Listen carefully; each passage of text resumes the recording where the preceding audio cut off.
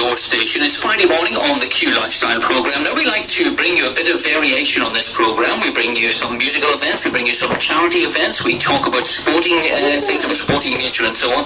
Today's a new one on me. It's a brand new one on me.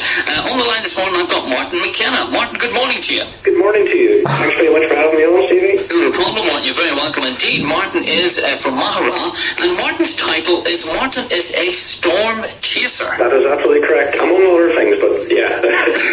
Martin, I'm going to just jump straight in there. Storm chaser, tell me a wee bit about what you do or how you got involved or what this is all about. Okay, how I got involved? Well, I should say from the start that I'm actually an astronomer, amateur astronomer. That's always been my passion for many years, and that's what got me into looking at the sky. You know, I had this real desire to understand the universe and observe comets, galaxies, and this hobby alone sort of led me into this other area of the weather, which is, really strange because at the time I didn't like the weather. I didn't see what was so exciting about it. I hated clouds. They're always getting in my way.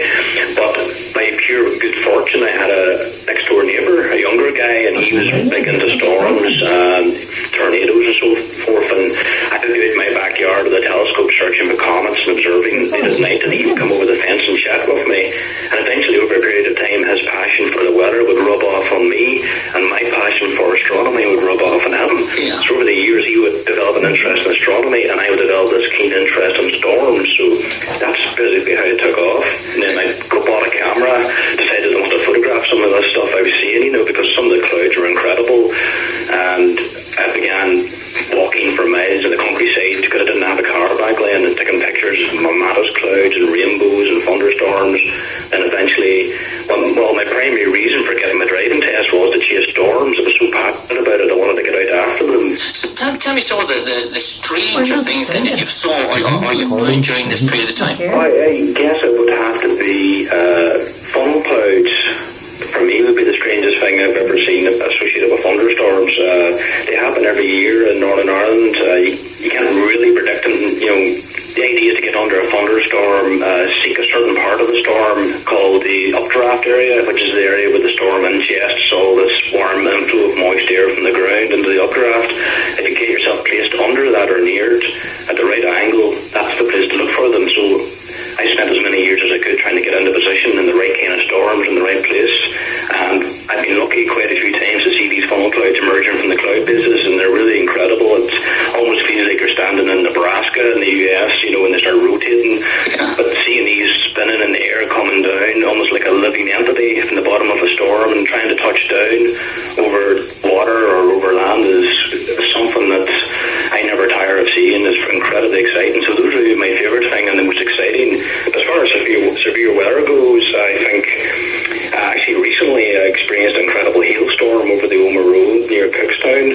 That was really exciting. The hailstones were bigger than marbles, and they were pretty intense as they came down.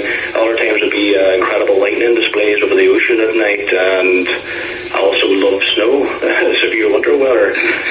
Seeing Rockney froze over 3 times within 2 years, rock solid the whole way across was pretty exciting too. All these things I couldn't really pick one because there's so many amazing things and I love them all. Yeah. Martin, what about predicting things? Are you able? Have you advanced on to the stage where you're able to see stuff and then predict maybe what's on the way in the weather front?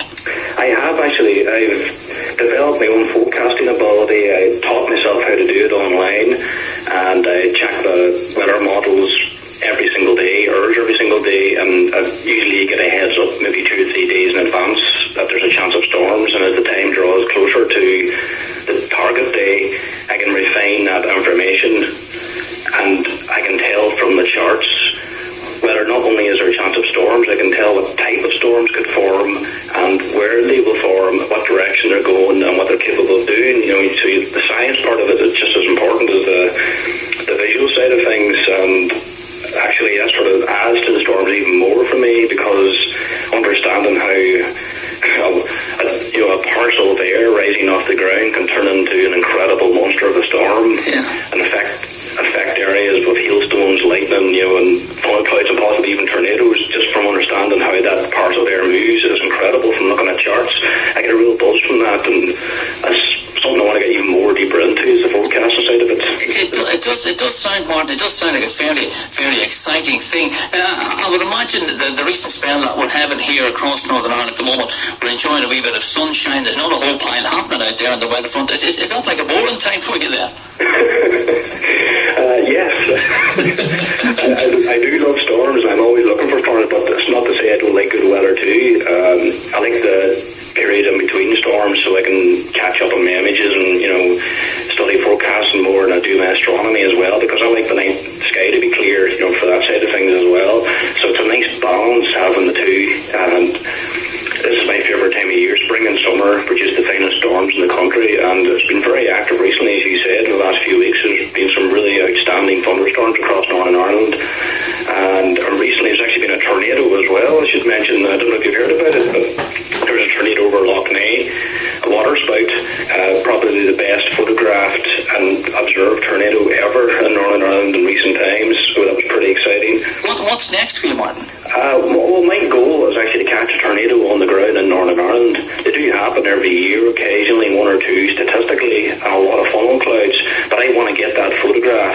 See, for me it's all about the photography now. Yeah. I'm a photographer and I like to be there at the right place at the right time, and because tornadoes are so rare in Northern Ireland, it's more of a challenge and more of an attraction for me to want to catch that rare moment in the act. So that's my goal. I want it over a beautiful field, clear-cut tornado touching down with no question about what it is, and have that caught on camera, that rare event, so I can sort of cherish it for the rest of my life. So that's the idea anyway.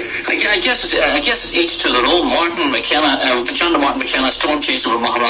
Martin is looking forward to the more dire weather with tornadoes and high winds and storms and all sorts of things, while 99.9% of the country want to see the back of storms, want to see sunshine and lie out and slap sun cream on themselves or whatever. So it's the best of both worlds on the programme. Martin, I'll tell you what we'll do. I might catch up with you after the holidays again, and we can talk more about your photography side and about some of the pictures that you have taken and stuff like that. Would you be okay with that? No problem at all.